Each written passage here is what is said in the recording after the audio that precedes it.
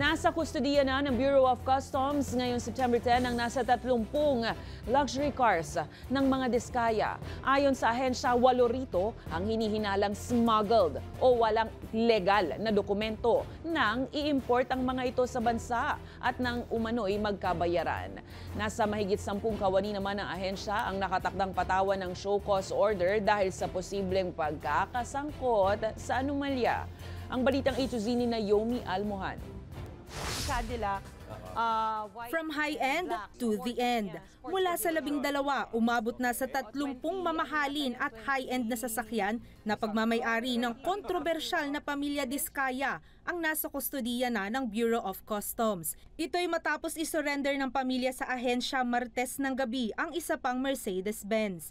Ayon sa ahensya, base sa kanilang inisyal na investigasyon, kumpirmado na 8 sa mga ito ang hinihinalang smuggled, lalo't walang certificate of payment ang mga ito. Walang dokumento sa madalit salita.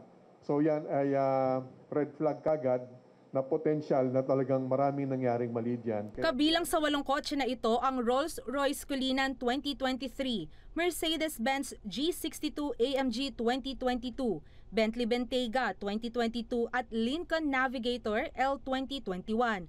Mga sasakyang kailangan pa ng limpak-limpak na pera para lang mabili. Iisyuhan ng mga ito ng warrant of seizure at detention dahil sa kawalan ng papeles. Habang ang 7 rito may import document nga, pero wala namang payment certificates. Kabilang dyan ang Jeep Grand Wagoneer 2023 ng mga Diskaya, Cadillac Escalade ESV 2022 at Maserati Levante Modena 2022. Meron 15 araw ang nag-import nito, ang nagpasok nito sa bansa upang ipakita sa amin ang kanilang mga dokumento na tama kanilang pinagbayaran or tama rin ang kanilang dokumento. Makikita namin yung complete picture, sabi nga ni Commissioner, no? Once we get to the next phase of the investigation.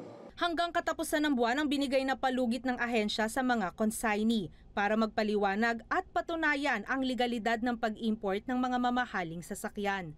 Ang 14 namang sasakyan na kasama sa mga nasawatan ng BOC, kumpleto ang papeles mula import entries hanggang certificate of payments. Pero isa sa ilalim pa rin sa post-transaction audit para suriin kung walang irregularidad sa pag-acquire at pag-import nito.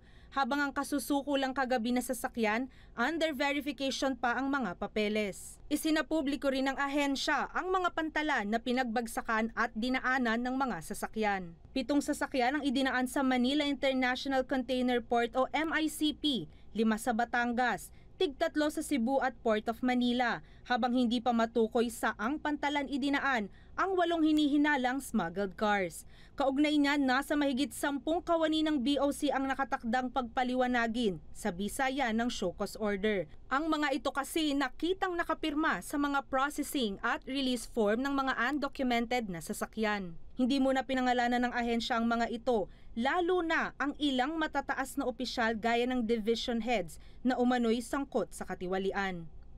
Para sa Balitang A to Z, Naomi Almohano.